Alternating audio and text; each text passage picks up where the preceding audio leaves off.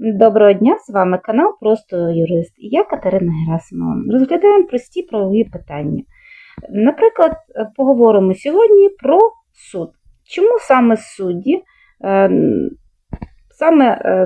мають якусь градацію, так? Голова суду, там якісь інші суди, хто кому підпорядковується і так далі. Це все описується відповідно в спеціальному законі. Закон України про судоустрій і статус суддів. Відповідно, там можна прочитати, які саме є виписки і так далі, що суд може робити, що суд не може, як апарат суду формується і так далі. Тобто можна собі почитати, щоб для загального розуміння, що саме відбувається на суді. Гарного всім дня, на все добре, до побачення.